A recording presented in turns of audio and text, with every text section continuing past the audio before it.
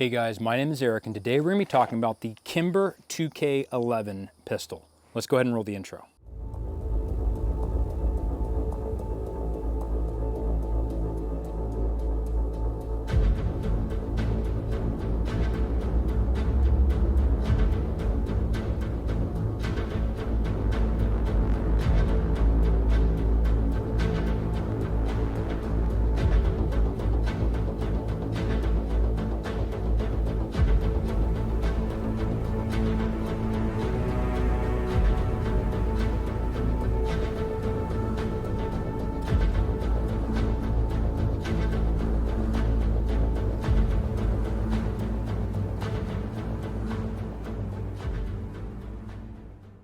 Hey guys, thanks for checking out another Hatchet Cast episode, and today we're going to be talking about the Kimber 2K11 9mm pistol. Before we get started, make sure you hit the like and the subscribe button. Also, if you have a 2011, share it in the comments below. What are your experiences? What kind of 2011 are you running? The other big question is, do you think that 2011s are duty rated or duty capable or even considered a combat pistol? If yes, please explain why. If no, also explain why. Would genuinely like to hear your guys' thoughts, since we're going to be talking about that type of stuff as well today, especially along with the 2K11 and its performance. If you guys get something out of these videos, make sure you share them with a friend or someone that you know. It's a great way to organically help out the channel. Also, there is a 2025 calendar drop of classes going to be happening for the rest of this year, are dropping very soon. So if you want to come train, you can come train here at Bone Valley Industries. It's a new facility that's being built right now here in Mulberry, Florida. There'll be a lot of barrel and hatchet classes done here, as well as open gym. So if you'd like to participate in the open gym community, all barrel and hatchet classes will qualify you to be able to be a part of that run and gun community. It's really fun, a lot of amazing people, highly recommend it, and it's also a great time of fellowship and connection with other people who are like-minded. It honestly becomes like family. So if you want to be a part of that, go to a barrel and hatchet class, go check out the calendar, go to sign up for a class. They will qualify you for that type of event. And honestly, I work with shooters to be able to gear them and give them the tools necessary to be able to go into open gym. So there's a lot of run and gun shooting in those classes, and it's also a lot of fun. Before we get started though, I wanna make sure I talk about one of the channel sponsors, and that is Wetworks. All right guys, so quick product spotlight, running a sub gun with Griffin Armament, but what I wanna talk about is one of the sponsored products, Wetworks, has the sub gun placard. So you actually look, it sandwiches in between the two pieces of Velcro on the cummerbund and the plate carrier itself. Really, really good. I can use MP5 mags, I can use Strybog mags, Glock mags. These are the Colt magazines for the Griffin. All different types of subgun mans, even the, what is it, a Kuna? The Kuna can also run the those mags are a little bit thicker, and also CZ Scorpion. So if you're looking for a low profile subgun type placard, this is a really good option. Very, very simple, and that's what's really nice about Wetworks, is all their stuff is extremely simple, which makes it really comfortable. So if you're curious about this, or you run a subgun and you're looking for a placard, go check out Wetworks. Also check out their plate carrier, super slim, very low profile, and if you want a discount on that, go check the description in this video below to be able to save some money. Special thanks to Wetworks for sponsoring this video. All right guys, so today we're gonna be talking about the Kimber 2K11 pistol. Now, disclaimer right off the bat. Kimber did send me this pistol for review and for testing. This is my first 2011 pistol. I've never run 2011s, I don't run 1911s, and so this was definitely a new experience for me, and because of that, I put a much higher round count than normal on this platform, so that way I could actually become proficient at drawing and shooting and stuff with it, like I would with a striker fire gun, which is what I typically run, and also that would give me a good way to formulate an actual opinion on the platform. So this will be as much of a review on the platform in general and the broad stroke scheme of things, and also my experiences on the 2K11.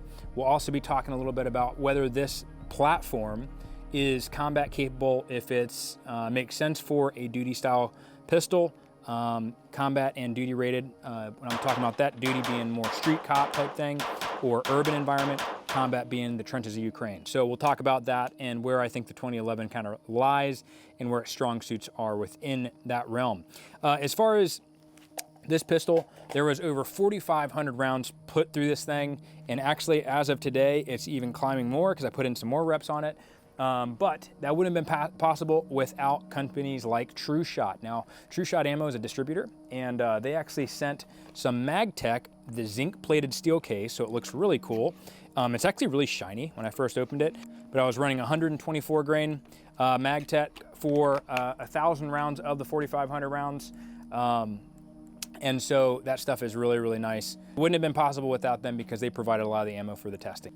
Special thanks to them. All right, so real quick, this is gonna be very, very impromptu, just down and dirty talk about my experiences. We'll go first into the specs. So for the 2K11, this is the base model, doesn't have the magwell. Magwell came separately, but you can also pick that up from them if you would like to have a magwell if you do decide to get the base model. As far as the MSRP on this thing, it is $22.65 for this gun out the door. Now it does come with 3 magazines, one 17 rounder and 2 20 round magazines. They are 2011 mags. You can run Duramags in them. You can run other 2011 magazines, so pretty standard there. As far as the entire thing, 5.74 inches. With the weight, because of the materials, it is 40 ounces with an empty magazine. So the slide is made out of steel, the barrel is made out of steel, the frame is made out of steel, and then the grips are made out of machined aluminum. As far as the slide goes, it is made out of stainless steel. The extractor is external, and it does have polished flats as well as front and rear serrations.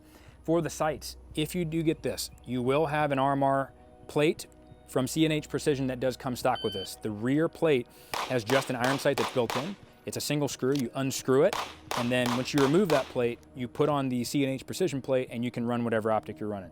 If you want to, they have different options available for purchase. If you want a 509T, Aimpoint Acro, like a Delta Point Pro style. So just kind of understand that they have all those different option plates available for this at separate cost.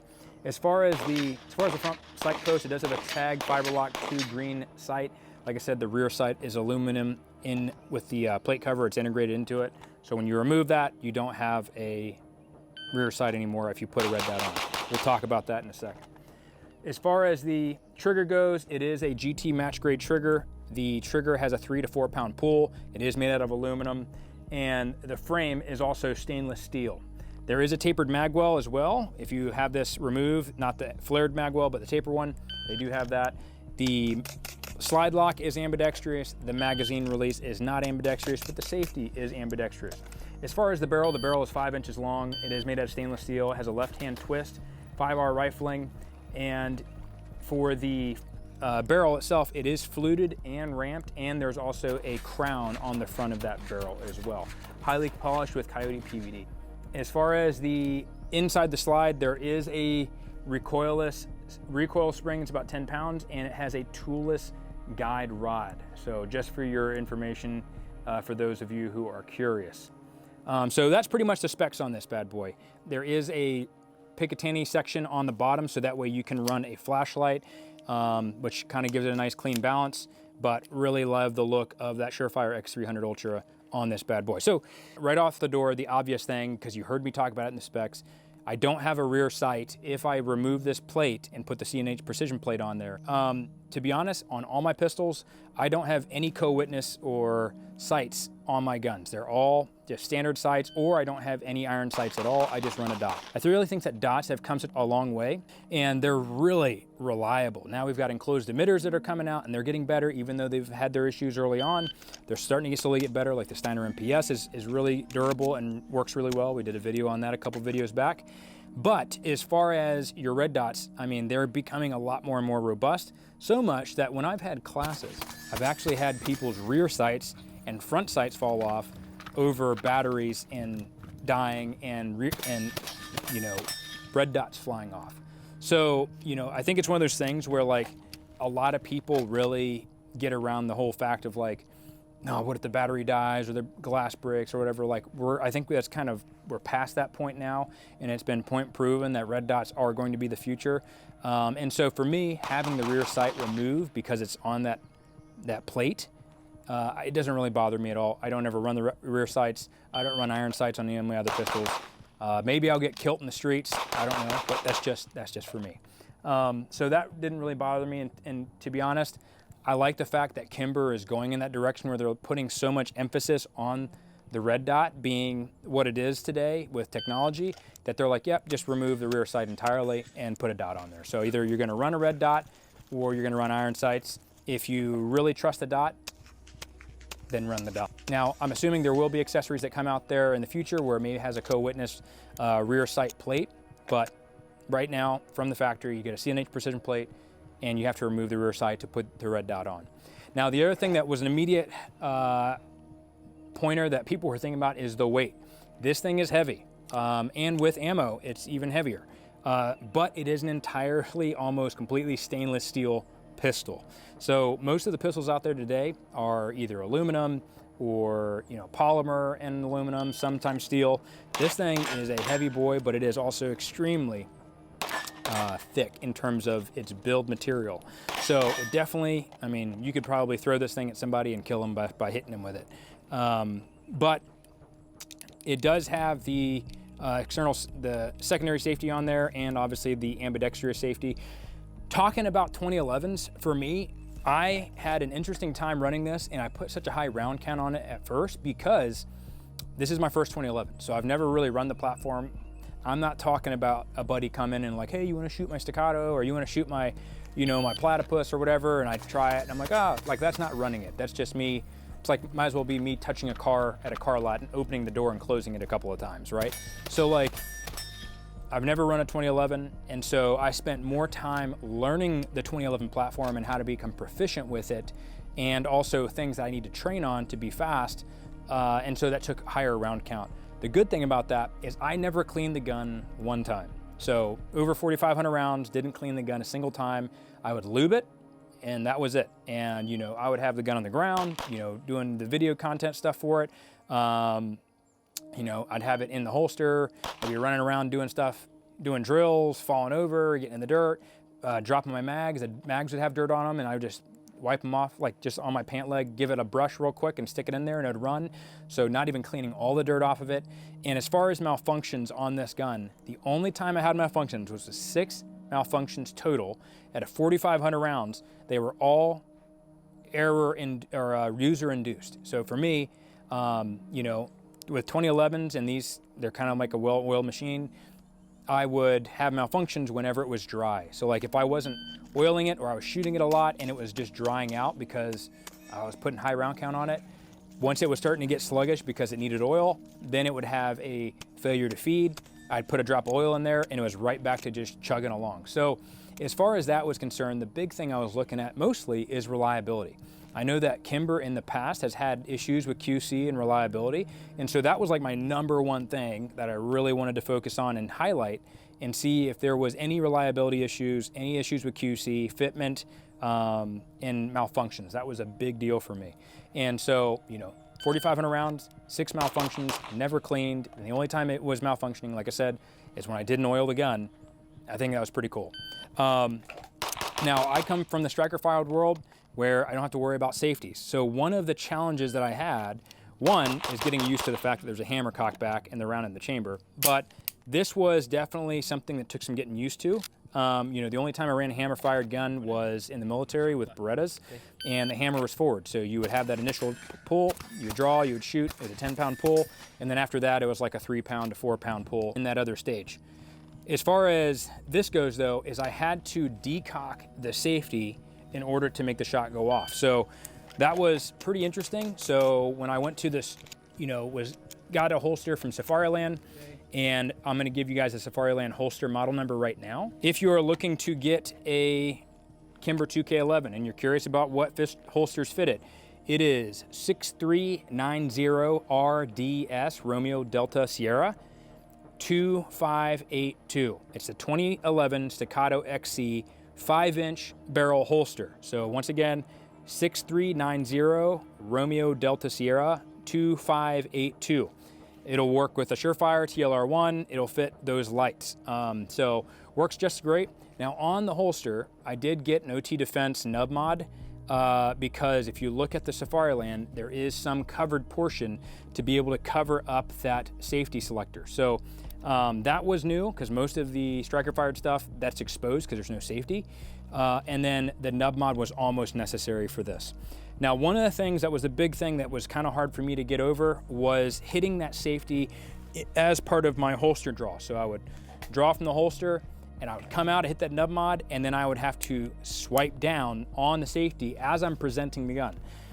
That took some getting used to. I got used to it. I'm still not as fast as I am with a standard striker fire pistol where I don't have to worry about a safety, mostly because I have to think about it consciously. Now, a couple of things about that is because I was thinking about it consciously, my draw stroke was a lot cleaner. I was a lot more deliberate. But the one thing that I also had to remember, and this is kind of from the Beretta days when I would shoot the M9, is whenever I was coming back in the holster, I would activate the safety, right? So I kind of looked at it almost like an AR. Like I was run from position to position and I would activate the safety just to be able to get in the habit of that. And what I'm honestly curious, if I go back to a striker fired, if I'm going to be like hitting a safety or something like that. So as far as the grip angle, it's very similar to an M&P. The M&P Metal 2.0 series does use a 1911 style grip angle. And then also I have a M1811 grip module for the M18 SIG. I know. Let me know your thoughts in the comments about that. I still run those for my other day job, and I don't have a choice. I do have one so that way I can practice with it and stuff like that. And Brower Industries gave me a M1811, which is a 1911 grip module for that M18. So this was, as far as the grip module and finding the dot and angle in my wrist, it was very natural for me. The biggest thing was the safety. Now, working the slide lock, you have to disengage the safety to be able to lock that slide to the rear. This is one of those things you can do that really cool, like rack around, air racket or whatever, because the slide moves so nice. It's really, really tight, and it's just like a very smooth train on a track, right? So like runs really well. As far as like when you see the fluted barrel, and also there is a crown, so kind of nice. That was the big thing about the 2011 in general, is just getting used to that. And honestly, it gave me a lot of respect for guys who run 2011s that run them fast, because it's like you're naturally just good at doing that. To be honest, you kind of get on that horse pretty easily, because if you run ARs, like I shoot carbines a lot, and you're naturally activating the safety as soon as your eyes disconnect from the sights. So it became natural over time. And the 1911 style grip angle is very, very natural. So like if I present, like if I'm pointing or I present something, like I'm handing you a beer or whatever, it's very up and down. Like if I hold my fist up like this, very, very easy. If I hold my fist up, I have a dot immediately. Obviously, the dot's gonna be target focused and target centric as far as being able to acquire it fast, but that grip angle is just it's so natural, man. Like I get why the 1911, which Kimber is known for making really high quality 1911s, they're trying to rebuild that back. Go watch the Kimber's Not Dead video. Give them a chance. But I think that they did this really well. Like the build quality is fantastic. And in the realm of 2011s, the price point is very reasonable. In the realm of 2011. So don't compare 2011 pistols to a Glock in terms of price point and things of that nature. They're not going to be the same, completely different ballpark. So in the realm of 2011s, very acceptable and reasonable price point for what you're getting, at least in my opinion. Feedback items in terms of things that I was not a fan of. One being, and this is about the gun, not the 2011 platform in general. So I kind of already hit on some of that. But the mag release is extremely stiff. So I talked to a buddy, he said, hey, drop a couple of drops of lube in there. This entire gun needs lube if you want to run it smooth. So I kept it pretty wet in terms of on the tracks. I didn't over lube it, just in the spots where it needs it. And it ran just fine. But as far as the mag release, extremely stiff. So much where when I would present, if I had to drop the mag release, I had to break my grip quite a bit just to be able to get my index finger to push that mag release directly in. Because I tried doing it with my middle finger, and actually my middle finger actually I pulled it or stubbed it, I don't know. But it over went and it hurt my finger. So I had to switch to my index finger to drop the mag release.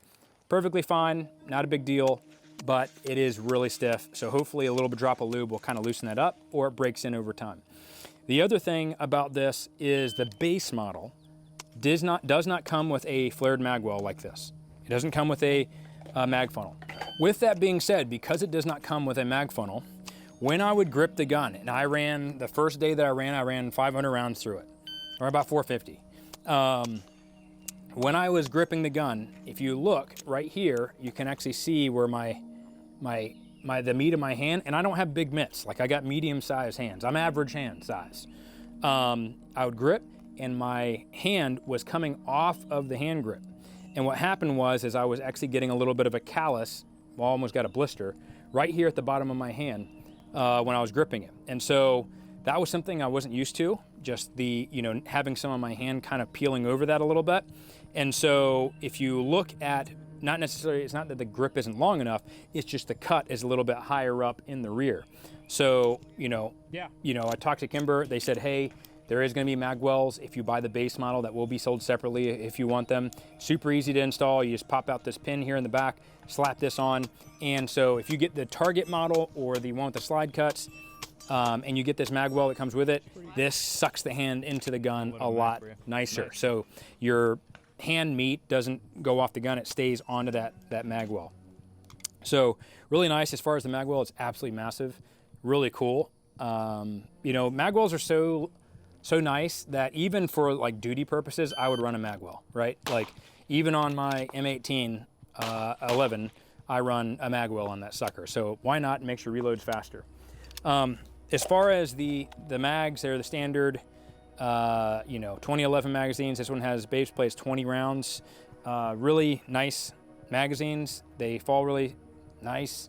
That's kind of a lame feedback point. But one of the things is when you're loading them with a Lula mag loader, you cannot go all the way because it will get stuck on there. So if you're loading a speed loader, either one, load it by hand or just go halfway when you're loading it. The other thing is I only, when I would drop these, I would sometimes not even brush them off, but the mags would seat into the gun fine, and I didn't have any issues with dirt or grime being in the gun. There was dirt and there was grime in the gun. Now, 2011s in general, they're a more of a Ferrari type system, right? But if we look at it from a combat perspective, the Marine Corps currently, and also since 1911, the military has run, and there still are 1911s that are being run in combat zones. Are there arguments out there that there are better pistols for a combat zone? Sure. However, if I go into combat and I bring a pistol, that pistol's now a combat pistol, right? The key is how much do I have to maintain it? How much do I have to try to take care of that? And some folks are okay with that and some folks aren't. You have to decide what you are. For me, as far as this was concerned, like I said, I was looking for reliability issues. I didn't have any reliability issues. The types of ammo that I ran 147s, I ran 124s, I ran 114s, I ran frangible ammo through it. I ran plus P+, I ran plus P, I ran hollow points. I ran even some hotter loads, like some hotter ball loads that folks are seeing in the military. There's super hot rounds. I ran wad cutters through this, and it ate literally everything. It wasn't finicky or too light of a recoil spring or whatever to be able to only run certain types of ammo. This thing ran everything, and it ran no matter what. Like I said, that's what I'm looking for. Reliability in a gun is something that you cannot control, right? Like I can do maintenance and stuff like that, but if there's a gun design that's bad and it's unreliable, that is out of your control. Marksmanship, speed, ergonomics and function and stuff like that in terms of aftermarket stuff, I can change that, I can affect that, but I cannot change reliability. And this thing, after 4,500 rounds, is still reliable. Like I said, anything that was causing malfunctions was user-induced. But as far as this gun goes, super flat. One of the things that I look for as far as low recoil inducing, and I've seen some guys and even shot some 2011s that like super ergonomic, you can air rack it and do all this fancy stuff with it. And I'm like, dude, this thing recoils more than my MMP. My MMP is honestly really flat, but it recoiled more than some Glocks. And so I'm like, why have that type of platform and that type of weight if it's not going to have low recoil, in my opinion? That's just me. So if I'm gonna run something like this, I'm obviously going to run it because I want a more Cadillac cruising type gun that has very low recoil, extremely manageable, can run really fast, competition style fast, and that's the type of pistol that I would want if I was gonna carry a 2011. Those are the strong suits, in my opinion, where the 2011 shine. And so if it doesn't offer you that, then why even carry it? There's striker fire pistols out there that you can run. There's a lot simpler and easier to master. But for something like this, and some of the 2011s that are out there, or the 2011s that are out there that run really well, it's worth some of the sacrifices. It's worth a little bit more of that weight that you get. you know, it's worth a little bit more maintenance that you might have to do because you're getting something back in return, and that is a lower recoil inducing pistol, and it runs very, very smooth and very, very fast with a very light trigger pull. So I'm actually gonna shoot a couple of rounds just to kind of show you guys what the recoil impulse looks like.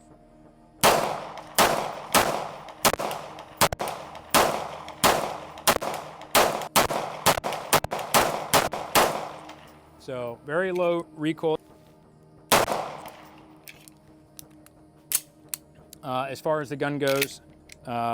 So that's where the 2011, in my opinion, really starts to shine, is in that capability. So the big thing is, where I see a lot of 2011s being used, is in a almost a patrol type capacity for like SWAT team officers or guys who are doing a lot of urban combat. 2011 style platform, you better be getting, if you're going to be trading off weight and you're going to add more weight and you're going to have, you know, something that requires a little bit more maintenance, then you better be getting something back in return, and that is speed and low recoil impulse. So as far as the 2K11, is it a really good weapon system? Yes. In the 2011 world, I believe that it's a really reasonable price point. You do get a lot of value out of it. You are getting a lot of custom style parts and customization on the gun that usually would be aftermarket, but you're getting it right off the bat with the 2K11 pistols. Now, the thing that will give you the biggest edge, 100%, is going out and training, going out and investing in yourself. If you have one of these, or you have an Atlas, or you have something like that, and it's a $8,000 pistol, and you're terrible at it, that is, your priorities need to be rearranged and reshifted. For those who are training with that one sword, or you're looking for a sword, I think the 2K11 is a great pistol. You're gonna have to do more maintenance on it. Okay. You're gonna have to, you know, keep it a little bit cleaner in comparison to like a Glock. But like I said, I never clean this in 4,500 rounds and it still runs. And you guys have seen how I treat equipment. I just run it, okay?